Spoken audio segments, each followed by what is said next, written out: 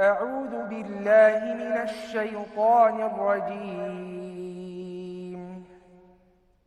يا أبت لا تعبد الشيطان إن الشيطان كان للرحمن عصيا يا أبت إني أخاف أن يمسك عذاب من الرحمن فتكون للشيطان وليا قال أراغب أنت عن آلهتي يا إبراهيم لئن لم تنته لأرجمنك واهجرني مليا قال سلام عليك سأستغفر لك ربي إنه كان بي حفيا وأعتزلكم وما تدعون من دون الله وأدعو ربي عسى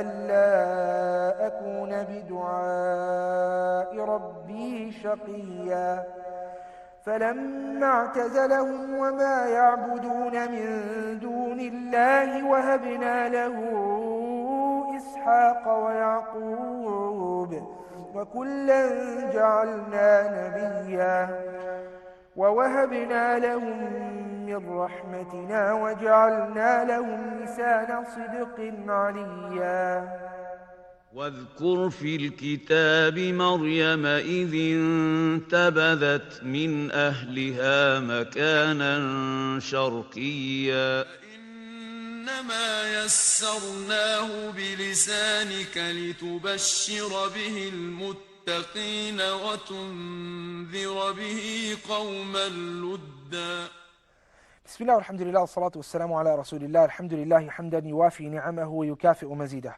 وصلى الله على سيدنا محمد وعلى آله وصحبه أجمعين اللهم علمنا ما ينفعنا وانفعنا بما علمتنا وزدنا علما يا كريم رب اشرح لي صدري ويسر لي أمري واحلل عقدة من لساني يفقه قولي رب زدني علما رب زدني علما رب زدني علما اللهم لا سهل إلا ما جعلته سهلا وأنت تجعل الحزن إذا شئت سهلا.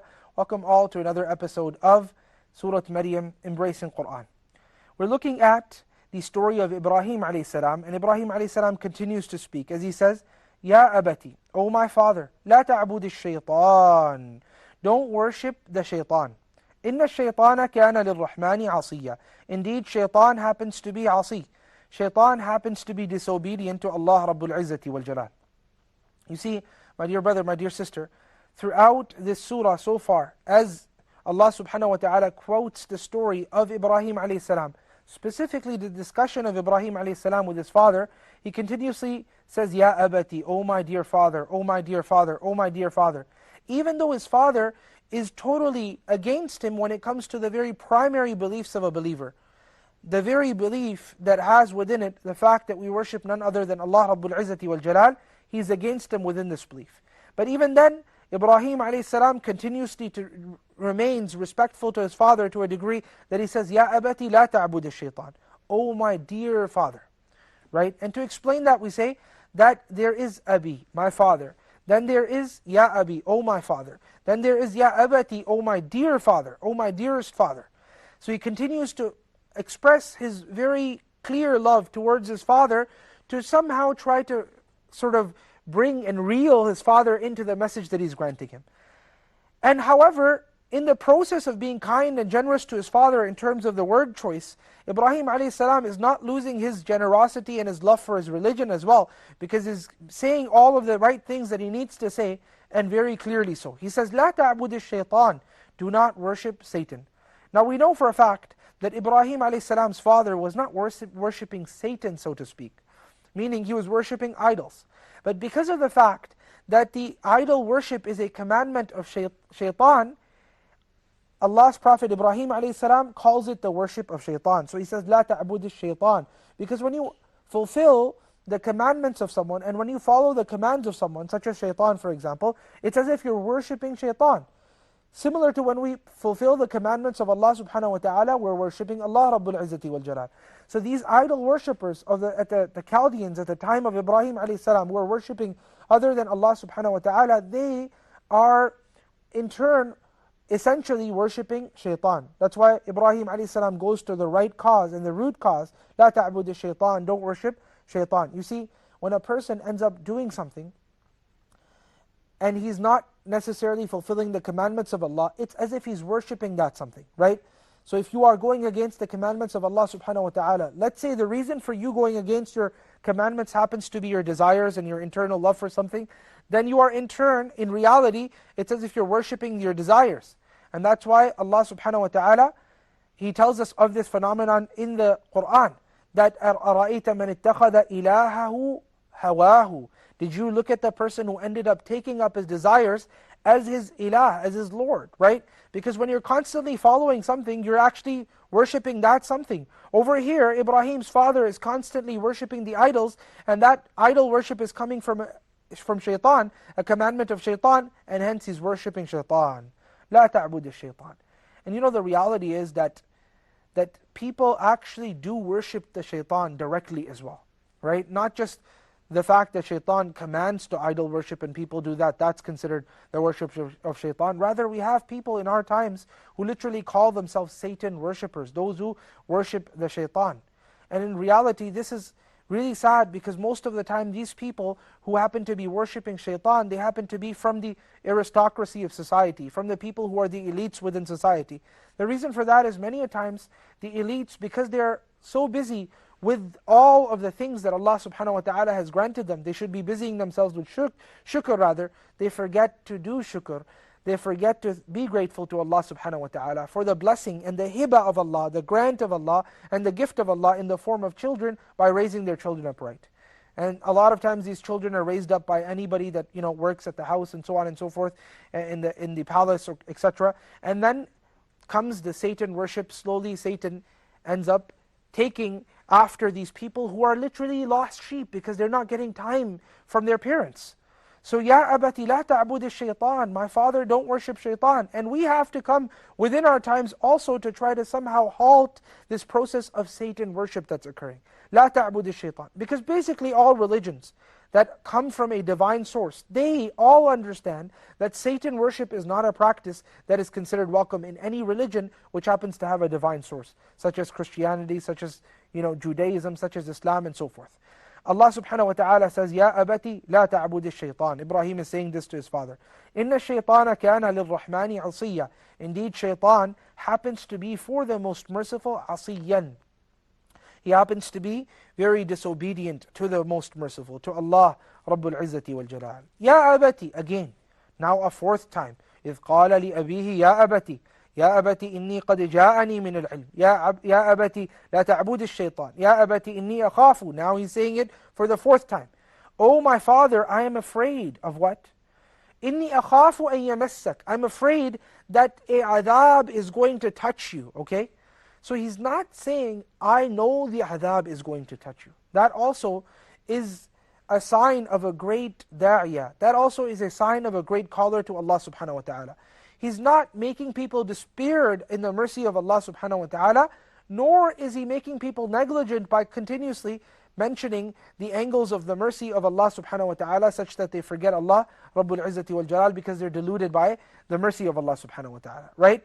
And that's why if you notice over here, Allah subhanahu wa ta'ala says, إِنَّ الشَّيْطَانَ كَانَ لِلرَّحْمَنِ عِصِيًّا. Shaitan happens to be for the Rahman عِصِيًّا. For the most merciful, he happens to be what? He happens to be a person who disobeys. Ya abati, Ibrahim says, إِنِّي أَخَافُ, I'm afraid, أَن يَمَسَّكَ عَذَابٌ مِنَ الرَّحْمَنِ. I'm afraid that a adhab is going to come to you from the Rahman. Notice again, right? Adhab is going to come to you from whom? The Rahman, the most merciful. The reason why Ibrahim ﷺ is doing this is because al-imanu bayna al-khawfi wal-raja. It's because faith is between fear and hope.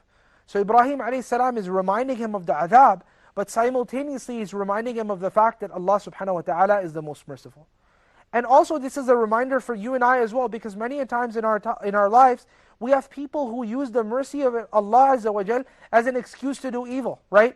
So you tell someone that such and such and such, whatever the ruling of Allah subhanahu wa ta'ala is, he says, Allah Ghafurur Rahim. Allah is the oft forgiving and Allah is the oft merciful, so as well, right? So he's trying to excuse the evil that he's doing because of the mercy of Allah subhanahu wa ta'ala.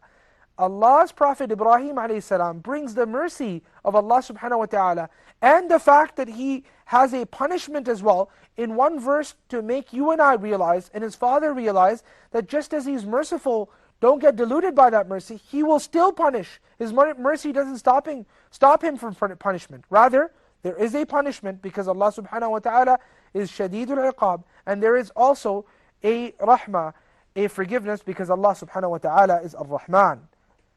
Ya abati inni akhafu an yamassaka adhabun min ar-Rahman. So it's just a fear. He's not saying it's going to touch you. He's saying, I just think that this may occur. So why don't you start fixing your attitude up, O Father, in a very polite manner. Inna ash-shaytana kana lir-Rahmani asiya. Fatakuna lil-shaytani waliya. If you were to do this, if you were to continue to worship a God other than Allah subhanahu wa ta'ala, if you were to continue to worship the idols that you worship other than Allah subhanahu wa ta'ala, this would render you a wali for Satan. This would render you a person who happens to be a friend for shaitan. Now the conversation is going to change, right? All along Ibrahim alayhi salam was speaking. Ibrahim alayhi salam was very politely trying to lure in and reel in his father and bring him into the iman by saying, Ya abati, O my dear father, Ya abati, O my dear father, Ya abati, O my dear father, Ya abati, O my dear father. And throughout that he started in a very, very intellectually, profound way. He started off the conversation by a question, so it doesn't look like the son is actually trying to pretend that he knows more than the father. Instead, he placed a question that shows the father that he doesn't know, but at the same time, it doesn't show disrespect to the father. لِمَ تَعْبُدُ مَا لَا يَسْمَعُ. The thing about children is that they ask all sorts of questions, all sorts of very profound questions. And we have to cater to those questions that they're asking as well, right? Because sometimes we think the child grows up, and as he's growing up, he should obviously know, just by nature, he should know the fact that this particular question has this answer. You know what? Children ask the silliest of things and the most simplest of things. Why? Because they're trying to make sure. Now, of course, Ibrahim alayhi salam is not asking a silly question here. But what I'm trying to say is that Ibrahim alayhi salam is placing a question which is organized in a way not to offend the father and to try to gather all of the feelings of fatherhood within him. Oh, my dear father. Just imagine yourself, your child coming to you and saying, oh my dear father. How often does that happen within society to begin with, right? So he says, oh my dear father, why do you worship someone who does not hear, someone who does not see, someone who cannot suffice anything that you need as well, right? So he started off with that question. When he realized the father doesn't have an answer and the father showed silence, then he started slowly going into other things. He started to say, hey, I have some knowledge. It's not like I have all knowledge. I have some pieces of information that you don't have, O Father. فَاتَّبِعْنِي أَهْدِيكَ صِرَاطًا مُسْتَقِيمًا. Then go ahead and follow me, O Father. I will lead you to the right path. Then he starts going full force now. When you start off a conversation in a very polite way, and then you go in that conversation further and further and further and further, you can start it off. If you start it abruptly, people will be immediately rejectionary. People will start to reject immediately, right? But if you start it in a polite way, and then you slowly tone the conversation up, it's more acceptable to human mind. I ask Allah subhanahu wa ta'ala to grant us the tawfiq to practice, to convey, and also to benefit from the wisdom of Ibrahim alayhi salam with his father when he's making da'wah or calling his father to Islam. I ask Allah subhanahu wa ta'ala to grant us the tawfiq. Please join us in the next segment as we continue to discuss the story of Ibrahim alayhi salam. Wassalamu alaikum wa rahmatullahi wa barakatuh. كتاب أنزلناه إليك مبارك ليدبروا آياته وليتذكر أولو الألباب كتاب أنزلناه إليك مبارك ليدبروا آياته وليتذكر أولو الألباب بسم الله الحمد لله والصلاة والسلام على رسول الله. الحمد لله حمدا يوافي نعمه ويكافئ مزيده، وصلى الله على سيدنا محمد وعلى آله وصحبه أجمعين. اللهم علمنا ما ينفعنا وانفعنا بما علمتنا وزدنا علما يا كريم. رب اشرح لي صدري ويسر لي أمري واحلل عقدة من لساني يفقه قولي. ربي زدني علما ربي زدني علما ربي زدني علما. اللهم لا سهل إلا ما جعلته سهلا وأنت تجعل الحزن إذا شئت سهلا. Welcome back everybody as we continue to discuss the tafsir of Surah Maryam. We're discussing the story of Ibrahim alayhi salam. Allah subhanahu wa ta'ala says, quoting Ibrahim's father, قَالَ أَرَاغِبٌ أَنْتَ عَنْ آلِهَتِي يَا Ibrahim. Ibrahim's father says, أَرَاغِبٌ أَنْتَ عَنْ آلِهَتِي يَا Ibrahim. Are you a person who happens to dislike my lords or my deities that I happen to be worshipping, O Ibrahim? Do you wish to choose other lords and other deities other than the ones that we know as the Chaldeans within our society? Do you want to choose something else other than that? قَالَ أَرَاغِبٌ أَنْتَ عَنْ آلِهَتِي يَا Ibrahim. Now notice Ibrahim alayhi salam was saying, Ya abati, ya abati, ya abati, right? Now when Ibrahim's father speaks to him, the tone that you would speak to your child with, if you would like to be as polite as he was being towards you, because he was saying, Ya abati, oh my dear father, so naturally you're also expected to say, oh my dear child, right? But because Ibrahim's father is mad, he doesn't say that, he directly says, oh Ibrahim, instead of saying, Ya bunayya, oh my dear child, because there's ibni, there's bunay, and then there's Ya bunay, oh my dear child, right? So he doesn't do any of that, rather he goes and says, Ya Ibrahim, directly, oh Ibrahim. It's as if they have no relationship right now, and you'll notice that he'll actually try to cut off that relationship, because this is how strongly he's clinging on to that idol worship, those idols that he used to worship. قَالَ أَرَاغِبٌ أَنْتَ عَنْ آلِهَتِي Ya Ibrahim, O Ibrahim, لَإِن لَمْ تَنْتَهِ لَأَرْجُمَنَّكَ. If you were not to cut this out, you know how sometimes people, the parents and fathers and mothers, they say to their children, cut it out? So literally, Ibrahim's father is saying, لَإِن لَمْ تَنْتَهِ, if you don't cut it out, then there's going to be a consequence. Now this consequence is not that you're going to go to a room, not that you're going to get spanked, not. This is serious. He is so mad and so angry that his son would say such a thing, that his son would try to call him to monotheism, whilst all of their society happened to be a polytheist society. He's so angry that he's willing to kill his son. That's how serious it's gotten. So he says, if you don't stop, لَإِن لَمْ تَنْتَهِ لَأَرْجُمَنَّكَ, I'm going to stone you to death. Because a rajm is to stone a person to death. And he doesn't say it just lightly. First of all, he takes an oath by Allah subhanahu wa ta'ala, or by whatever Lord he believes in, right? He says, La illam. And they say this lam is called lamul qasam, the lam of taking an oath. Okay, so he has an oath that he's taken. And people take oaths or make promises and so on and so forth and say, Wallahi, for example, right? They say that to try to emphasize whatever they're saying. So he's trying to be emphatic to the power of one. La illam tantahi. Then he says to him, La arjumannak. And there's also another emphasis here as well, because it's a conditional sentence. Illam tantahi. If you do not stop, if you don't cut it out, that means as soon as you continue, then whatever the consequences is going to occur for you. So there's two emphases there. Then he says, La arjumannak. Lam is called lamut tawqid. So he's saying, I will surely stone you. And it doesn't stop there.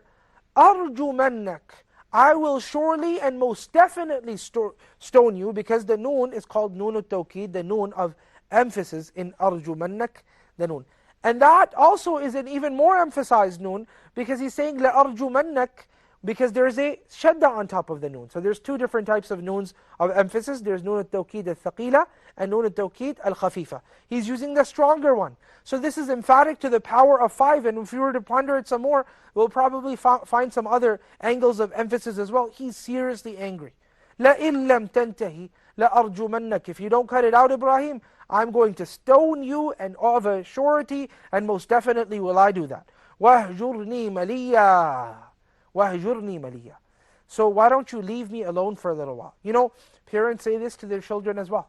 You have to look at this conversation in the context of the fact that Ibrahim is addressing his father, and this is his father speaking back to him. So he says, وَهْجُرْنِي مَلِيًّا. Leave me alone for some time. Kind of like when people say, go to your room, I don't want to see you, get out of here, get the heck out of here. All of those words, depending on the situation, depending on how serious the matter is, those words come out of people's mouths, right? So Ibrahim alayhi salam's father is saying just that, وَهْجُرْنِي مَلِيًّا, which basically means get out of here, right? And I don't want to see you for the next little while. Okay, maliyan means a certain portion of time. قال, so Ibrahim doesn't treat his father evilly now. He doesn't treat his father in a coarse manner, in a very, very harsh manner, even though his father is doing that. He continues to treat his father in a very, very beautiful and polite manner. He says, قال, O my father, Salamun alayk, may peace be upon you, O father. Salamun alayk. Throughout, Ibrahim is not losing his cool. And that is a reminder for us that when we're in da'wah, sometimes we're faced by people of sorts. Sometimes people are, weak and they fall prey to the different attitudes that they're dealing with. Perhaps a person had, a late night or something like that, less sleep, this, that, or the other, and then he meets someone on the street and their attitude also entices them to do some things that they're regretful of otherwise. Ibrahim a.s. is dealing with his father, and it's a very, very touchy circumstance. The father is literally kicking him out of his house and so forth, but even then he says, Salamun alayk, very peacefully. May peace be upon you, O father. Sa'astaghfiru laka rabbi. I will continue to seek forgiveness for you, O my Lord. Now, of course, he continued to seek forgiveness for Ibrahim's father. Ibrahim continued to seek forgiveness for his father until when? Until a maw'idah came, until a specific date that Allah subhanahu wa ta'ala had given him, right? وَمَا كَانَ اسْتِغْفَارُ إِبْرَاهِيمَ لِأَبِيهِ إِلَّا عَن مَوْعِدَةٍ. That the istighfar, that the seeking of forgiveness of Ibrahim for his father was not except for a specific portion of time. When Allah subhanahu wa ta'ala explained to Ibrahim that your father is not going to be from the people of Jannah, and Ibrahim a.s. thereafter stopped seeking forgiveness for his father. إِنَّهُ كَانَ بِي حَفِيًّا, because Allah subhanahu wa ta'ala is very affectionate to me. Meaning that because He's affectionate to me, I can presume that Allah subhanahu wa ta'ala will accept my dua. سَأَسْتَغْفِرُ لَكَ رَبِّي إِنَّهُ كَانَ بِي حَفِيًّا. وَأَعْتَزِلُكُمْ. Then he starts to seclude himself, Ibrahim a.s. You know what? When we are dealing with people, we can only give them da'wah to a certain degree. You can't take Islam and shove it down people's throats. And that's the true meaning of the ayah in which Allah subhanahu wa ta'ala says, لا إكراها في الدين. Because this is submission to Allah subhanahu wa ta'ala. There's no compulsion in religion. We can't force people into religion. Meaning we can't shove Islam down their throats. Ibrahim's father is not accepting. He accepted that and moved on. Nuh's son is not accepting. He accepted that and moved on. The Prophet's uncle is not accepting. He accepted that and proceeded as well. So these are realities. People cannot be forced into Islam. So when he noticed that he's not accepting, he didn't start to be rude suddenly to him. He still continued to be polite. But then he moved out of the way. وَأَعْتَزِلُكُمْ. I'm going to stay away. Because the father commanded him, he told him, leave me alone. وَمَا تَدْعُونَ مِن دُونِ اللَّهِ وَأَدْعُوا رَبِّي. But notice his politeness even then. He didn't say, I'm going to leave you, O father. He said, I'm going to leave you all. Because when he singles out his father, it's as if there's something personal between him and his father. But in reality, it's not a personal matter. It's a societal matter. He has a certain belief that he has, and his society has another belief, so he's going to choose another society which is more adherent to the belief that he has, which is more acceptant to the belief that he has, right? So that's exactly what he does. He starts to now seclude himself. وَمَا تَدْعُونَ مِن دُونِ اللَّهِ وَأَدْعُوا رَبِّي عَسَىٰ أَلَّا أَكُونَ بِدُعَاءِ رَبِّي شَقِيًّا. And I'm going to continue to call out to my Lord. I'm going to continue to make dua to Allah subhanahu wa ta'ala. And I know, بِإِذْنِ اللَّهِ تَعَالَى, I will not be miserable when it comes to my dua to Allah subhanahu wa ta'ala. Rather, بِإِذْنِ اللَّهِ تَعَالَى, Allah will accept my dua. فَلَمَّا اعْتَزَلَهُمْ. So when he ended up secluding himself, when he ended up migrating away, so he left them and he ended up moving to Ash-Sham. So when he ended up moving to Ash-Sham, which is modern day Syria, Jordan, and the regions around there. So when he moved to Ash-Sham, Allah subhanahu wa ta'ala says, فَلَمَّا اعْتَزَلَهُمْ وَمَا يَعْبُدُونَ مِن دُونِ اللَّهِ. So when he left that region and he started moving off to Sham now, and all the things that they used to worship, he also secluded himself far away from there. وَهَبْنَا لَهُ إِسْحَاقَ وَيَعْقُوبَ. Remember, whenever you leave something for the sake of Allah, Allah subhanahu wa ta'ala replaces it with something better.